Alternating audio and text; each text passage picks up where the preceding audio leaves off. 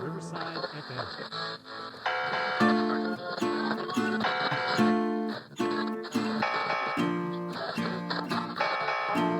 Hey there, it's Jitsie, and you're listening to the Chronicles podcast, a safe space to discuss crushes and how they affect our lives. So grab your coffee or wine, pull out your old diaries, and settle in for today's topic and discussion.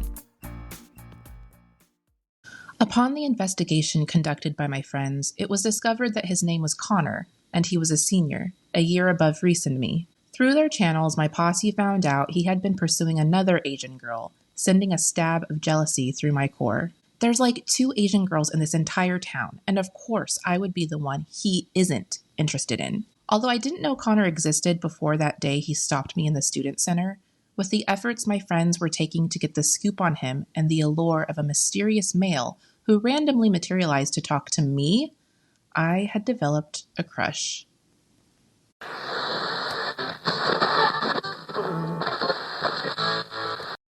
Okay, today I'd like to introduce you to a very special woman, a self-care coach for highly sensitive people, a medical and intuitive massage therapist, sound healer, writer, and devoted mother to a beautifully neurodivergent daughter. She is also a late discovered autistic and proudly neurodivergent herself. With nearly 2 decades in the healing arts, she blends intuitive wisdom with science and softness to support highly sensitive and neurodivergent individuals in creating lives that honor their authentic selves. Her passion lies in empowering individuals to heal and thrive by delving deep into self-discovery, embracing a self-acceptance, and cultivating self-love and care. Her mission is to offer highly sensitive people a safe and nurturing environment where they can explore their sensitivity and discover how to thrive in a world that may not always understand them. She's a deep feeler, a gentle disruptor, and a guiding light for anyone who's ever been told they were, quote, too much in a world that asks for less. I am so lucky to have married into her family and call her sister. Please welcome my sister-in-law, Samantha, but we'll call her Sam for short. Thank you, Rachel. Thank you. Thank you so much for having me on this. I've never done a podcast or an interview even, I feel like. So I'm honored and I'm nervous at the same time. You're going to be great. And also I was the same way a year ago. I didn't do it either. But here I am. And funny enough, I went to, as you know, because I met you when I was going to film school. But when I went to film school, audio was always my worst. So of course, 20 years later, I would start a podcast where audio is the main focus of everything. Mine's video first and then audio. So I'm glad we're not being filmed doing this right now. Yeah.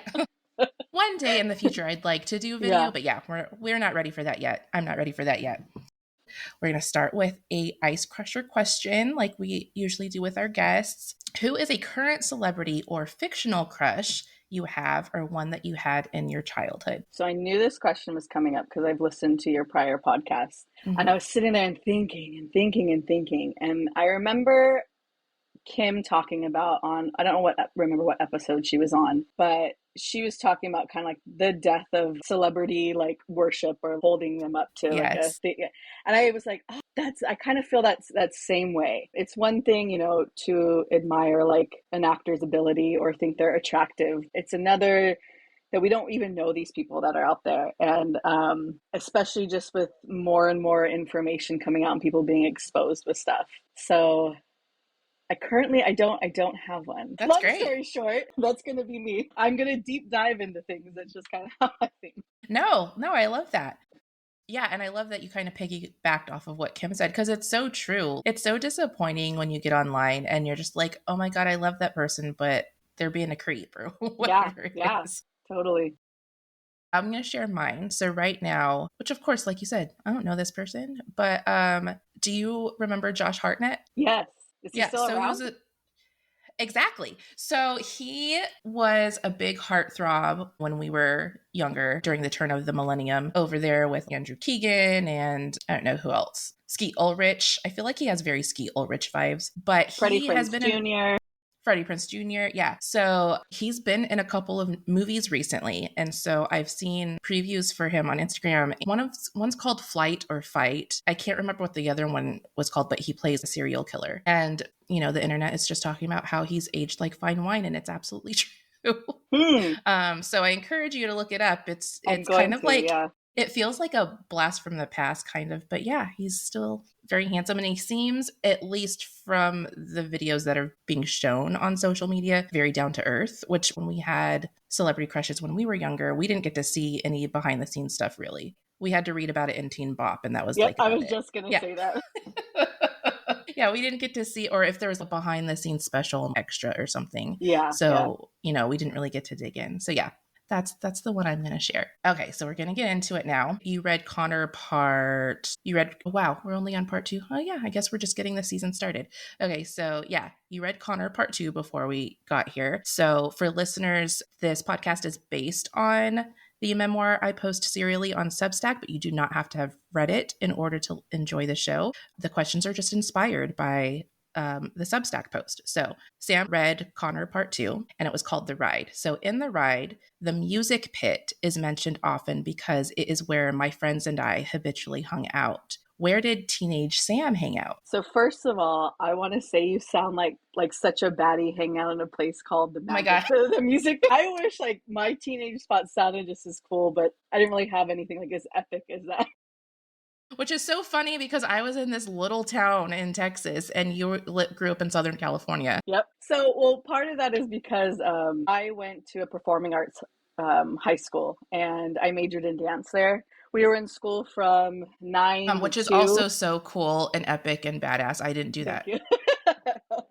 And after school, we each had your conservatory. So whether that was music and theater, visual arts, mine was dance. And after school, so 5 o'clock, I was either in dance rehearsals if I was having a show coming up, or I was at the dance studio taking another 2 to 3 hours of dance. Weekends, the same thing. So my teenage hangout spot was the dance studio, I guess I could say. Oh, that's cool. I'm assuming you loved it, right? That was a passion. When I Mm-hmm. met you, you were always dancing.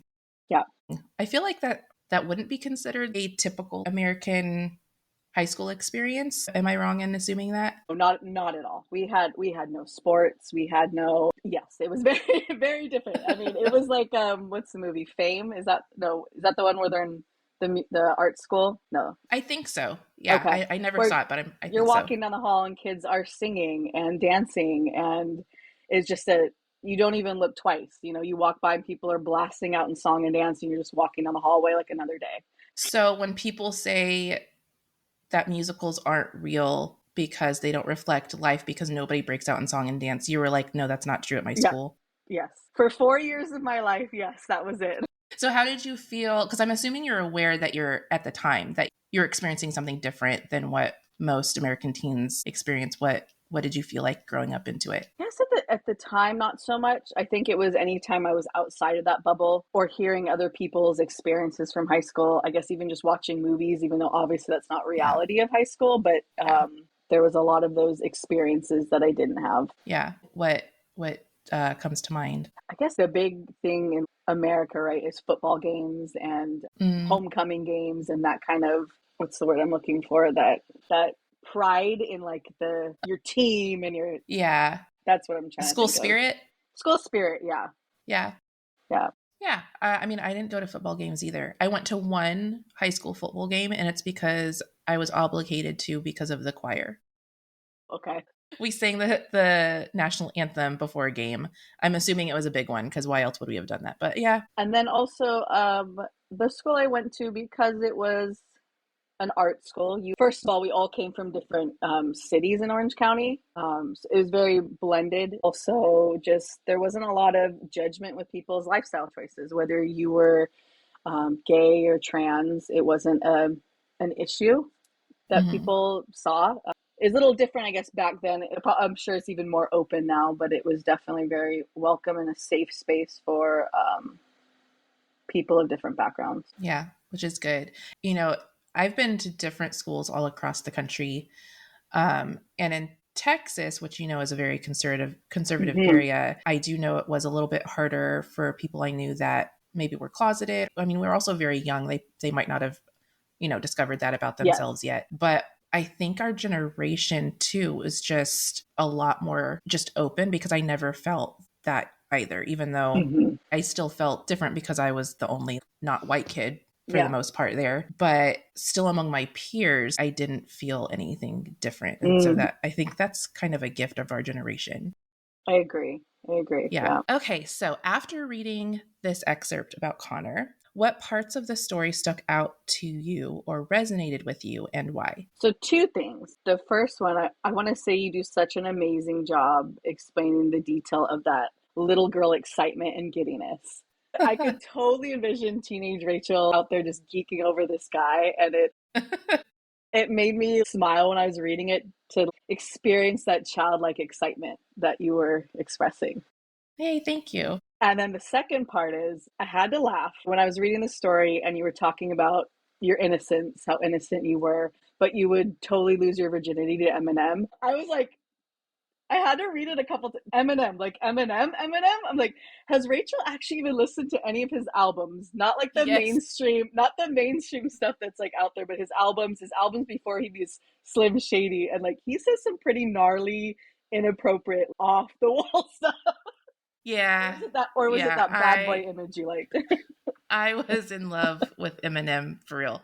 Um, my my high school best friend, who she was on an episode earlier, she gifted me. Which by high school I was kind of out of the put hot guys on your wall phase. I was more like putting whatever, I don't know, dreamy pictures of Okay. suns and moons and whatever on my walls. But she did gift me a poster of Eminem shirtless, and I put it on the back of my door because she knew how in love with Eminem I was. Because to me, I thought it was just like anger poetified. And I love alliteration, and he's like a master of alliteration. And my mom was like, yeah, I hear what you're saying, but he's like talking about like murdering his baby's mama. And drug Like, because he's so angry. overdoses. Yeah. And And I was like, look, he's had, like, I just really understood that he came from a different place than we did. Like, it was just a different, but I just love, I forgot that that was in there. yes, I'm telling And you, I had to pause and reread the name a couple of times. Like,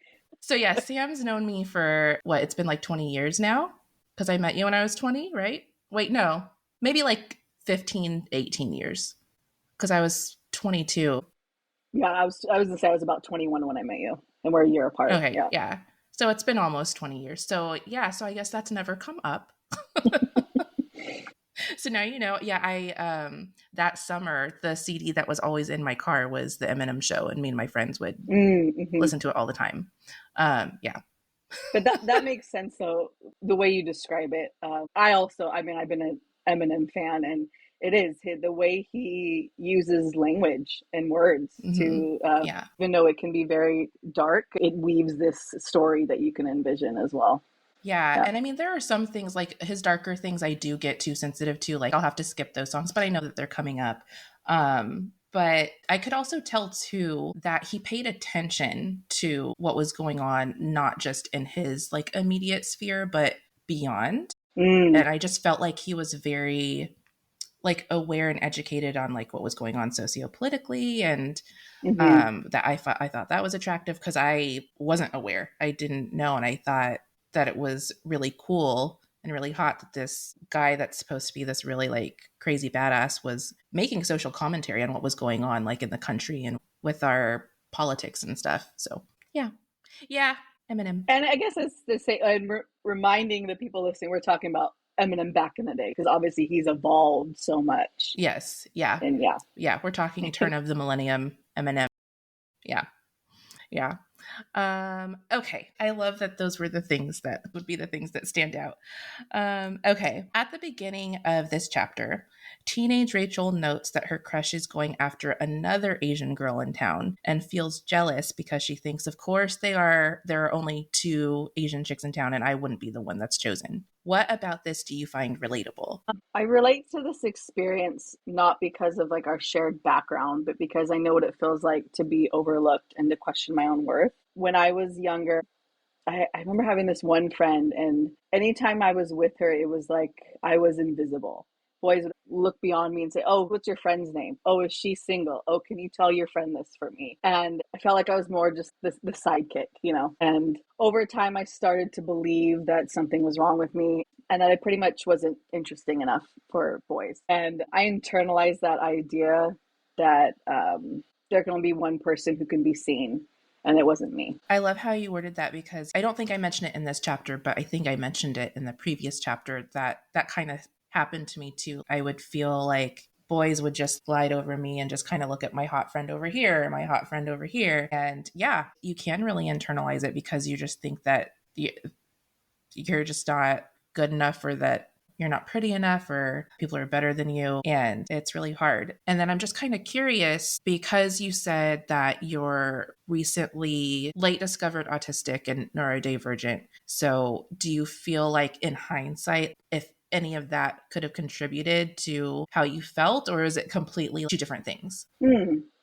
That's an interesting question, because looking back, I don't know if I've looked back as far as that age. I feel like I've looked back into my young adult teenage years and how that's affected me. So this one is probably like that one friend I'm talking about is like preteen, like just coming in, like 11, 12, 13 years of age. Yeah, I think it could. Maybe it wasn't even things that were being said, but me just picking up on the looks or the body language that other people might not have noticed. And I then was like, I was already reading into it and just knowing things before they actually were said or done or wasn't even said. And then internalizing that as well at such a young age. And allowing that to mold who I was, and having to think of next time I'm in another situation, maybe already preconceiving that stuff in my head because of based experiences that I had. Yeah. And then you also talk about being a highly sensitive person, which I relate to well, because I'm sure you, as well as I was, were constantly told that you're too sensitive.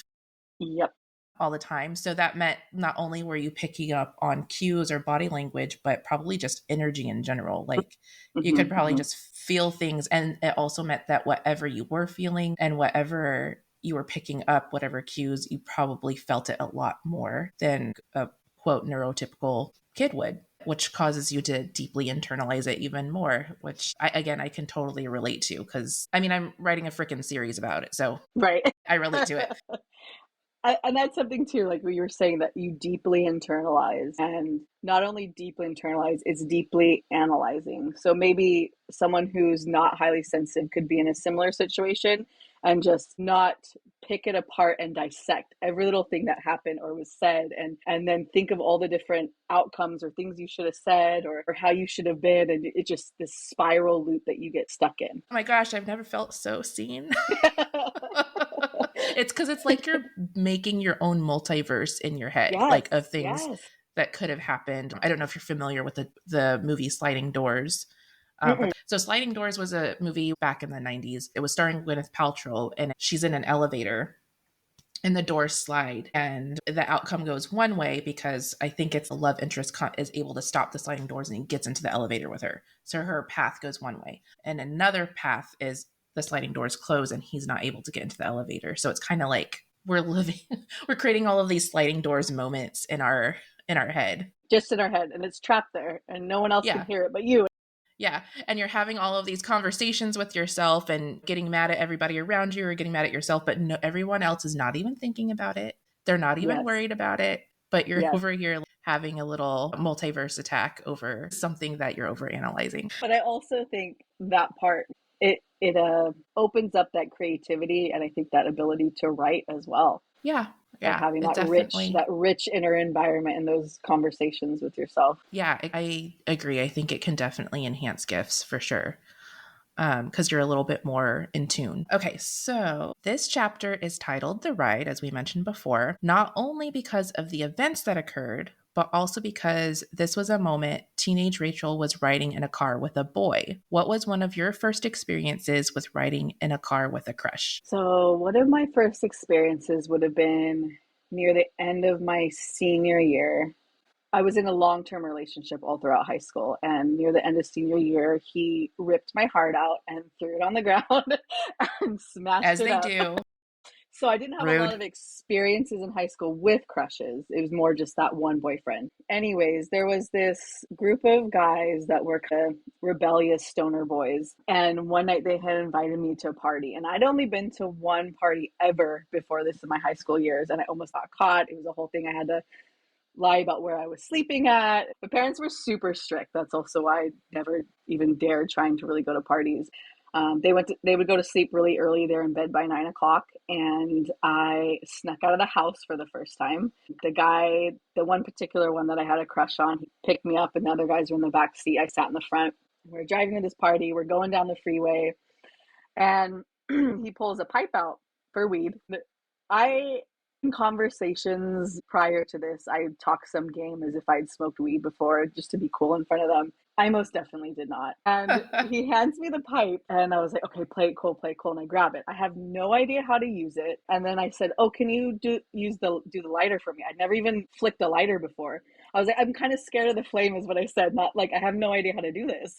Mm-hmm. And so he lights it and I go to like pull in the smoke, but I don't know, you have to take like your thumb off of it. And he's just looking at me and he's like, you gotta take your thumb off. And I'm like, oh yeah, I just not familiar with this pipe. Like just make all these excuses like of why I didn't know how to use it. So then I take one like small hit and I hand it to the guy in the back. And I felt like time had slowed down and the guys are having conversations and stuff. And I felt like this feeling in my face, like this tingling and like my face was forming into like an animal or something. And this is totally just weed. The first time you get high, like that I always say like that's the most crazy experience. And he asked me something and it's like, I replied in my mind and it like wasn't coming down and out my mouth. And then I felt like it took me 5 minutes to say it. And by the time I said it, like they were already on another conversation and he kind of looked at me like, what the heck? Like it was totally like me answering 5 minutes later. But yeah, then we got to the party and I walked in and I saw someone sitting in the corner of the table that I knew, went down and sat next to them. And yeah, that was my experience. I'm assuming your parents still don't know about this? No, probably not. It's a great story, not just because it's funny and also curious. I never snuck out of the house. Curious how you did that, but also it's interesting because you totally explain how when we're trying to play it cool as teenagers, because the pressure is so there just to fit in, that like you said, you had even previously been like, oh yeah, I totally did that, but even though you hadn't, and you're like, well crap, well now I have to like, I can't just talk my game anymore. I have to like walk the walk now. So yeah, you explained that well. But yeah, how did you manage to sneak out of the house? Like I said, my parents went to bed about 9:30, so I probably waited a half an hour. Something about me, I don't know where it comes from, but I am very, I guess, silent. I'm like a ninja. People get frightened. They don't know I'm standing right behind them. I walk silently. So I was very quiet. Would just walk down, went downstairs. Our garage had a side door that went into the backyard. So I went out through the garage, out through the side door, and then out through the gate to the front, and then walked down the street a little bit where they were parked. So you had some like inner ninja benefits from it. Yes. But it reminds me now when you're saying that, when I was reading your story, the Connor too, of how you were sitting in the car, and I think at one point you were saying he asked you something and you wanted to respond, but then you didn't even respond at all. Like you were just sitting there like, because of like your nerves and everything that was going on, you're kind of like, oh wait, I didn't respond. Yeah, that was totally normal. And I think that's just normal for a shy person, right? Because people don't understand that if you're shy, just somebody coming up and saying hi to you, that you could even know them, but not know them well, it's paralyzing. You're just like, well, what the hell do I say back? And it's obviously hi or hello or hey, but you're just like, oh my God, this person is talking to me. And then so for a crush to be doing it is like, it's so intensified. And then to be in his area, his realm, it's just, things were all consuming. Yeah.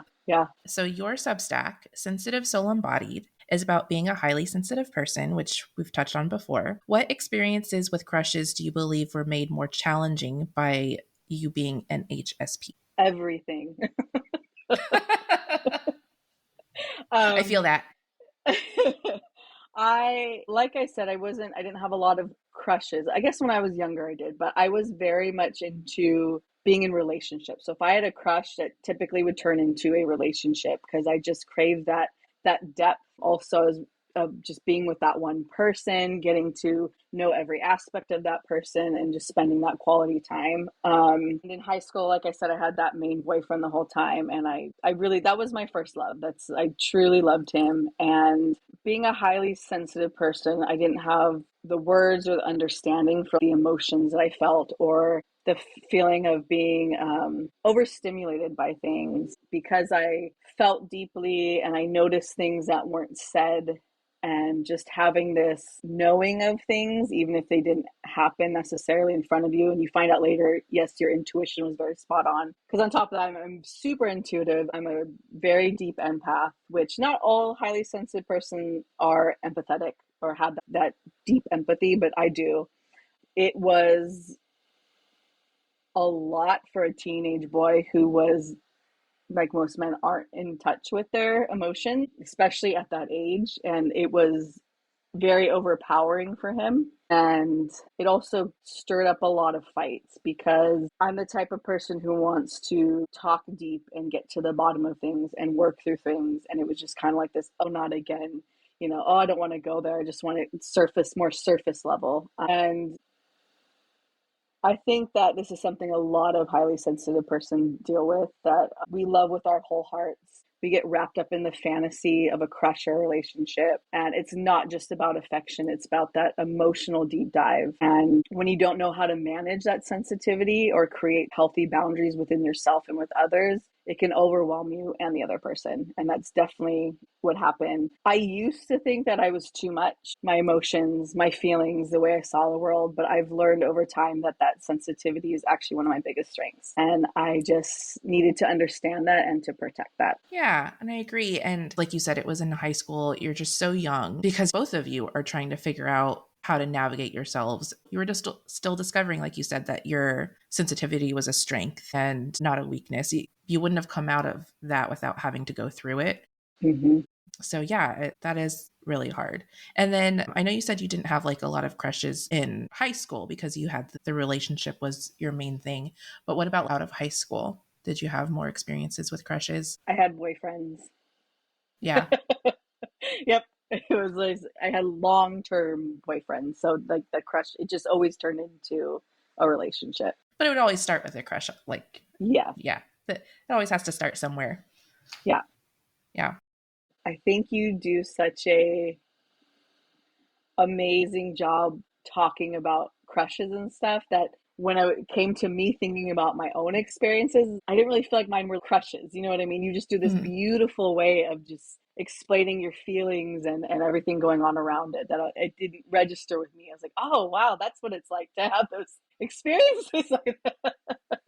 Thank you. Thank you. I appreciate that. That's such a compliment. And yeah, I mean, that's really one thing that I've learned doing this show because obviously I wrote all of these things because I'm still learning about myself, right? It's looking back, it's trying to heal, which I recently learned. This makes sense. I didn't realize it before, but I recently learned through an article I saved. I'll have to look it up and maybe put it in the show notes. I was a military kid. I moved around so much, and that's actually really traumatizing for children. Mm-hmm. Imagine moving them I from can't state to state every year. imagine. Yeah. But I didn't know. I thought it was weird when people hadn't left the state because I was like, what do you mean you've lived here your whole life? What do you mean you were born and raised in this house? Like, what are you talking about? Mm. So that alone is very traumatic. So that is probably something I've had to heal from. But that's why I have more crushes than normal. I met so many more people. I met probably 10 times the amount of boys than somebody who stayed in the same town did. That makes so much And sense. yeah, that's why I have some. Yeah. And so not only was I having the trauma of going through these crushes, having them look over me, really be interested in my best friend and not me or whatever, I was also having to deal with constantly moving and reestablishing myself. And you're also trying to figure out who you are because you're a kid making your own person. And I moved from kindergarten all the way to college. Like I was still moving around in college. So even if you wanted to be in a committed long-term relationship, that wasn't an option for you because you were going to be No. moving again. You'd have to end it. Yeah. The one I'm currently publishing right now, Johnny, I kind of touch on that a little bit because I knew I was going to move after high school. I had no desire to stay. And to me, it wasn't a big deal, but for him, it was a lot harder. And I don't think I respected that because I didn't understand it enough. Because to me, it was normal. It was like, we're so young, we move on. But for him, it was a little bit more detrimental. He's like, my girlfriend's leaving. Well, you were just saying goodbyes though too. I mean, you've kept Yeah. some friends throughout your life, you've collected them, but you had to say Mhm. goodbye to a lot of people. Yeah. Just, And yeah. try as I might to keep in touch, it's hard, especially back then. We didn't have social media. Yeah. If we kept in touch, it was through snail mail or phone bills because also didn't have cell phones yet. So it was, or unlimited minutes or yeah. Yeah, we did not have unlimited minutes. We didn't even have texting barely. So yeah, it was quite, if I held on to any friends, it was quite an effort on both of our parts. Hold on, I went on a tangent. What was I originally going to say? Oh, the whole point of this is the first season I've learned a lot because going through all of these experiences, I thought I was alone because it's kind of touching back on what you said. You're like, this is what a crush feels. This what I'm feeling is crushing. All these feelings that I thought I was alone, I was the only one. I thought I was having all these weird feelings. Talking to all of the people in the first season, oh, it wasn't just me. I wasn't the only one that pushed people into a friend zone that was so severe, I called them a brother instead of actually trying to pursue a romantic relationship. I wasn't the only one that did that. Whereas I grew up the whole time thinking I was a weirdo. I mean, I was, but I wasn't, right. That wasn't weird. Those are the best kind of people though. Those are my people, Yeah. are the weirdos. It's so beautiful that when we allow ourselves to become vulnerable and open up and share our story, that we find other people who share similar stories, and it kind of starts to bring in our tribe of people, the people that get us and see us for who we are. Yeah, it is really beautiful, especially because it's really hard. It's hard to publish things about yourself that were so personal, especially for so long. Yeah. Because there are mean people out there, but like it's a risk you take by publishing yourself. And the rewards are good because you do find those like-minded, like you said, you find your people. That's what you want to talk about.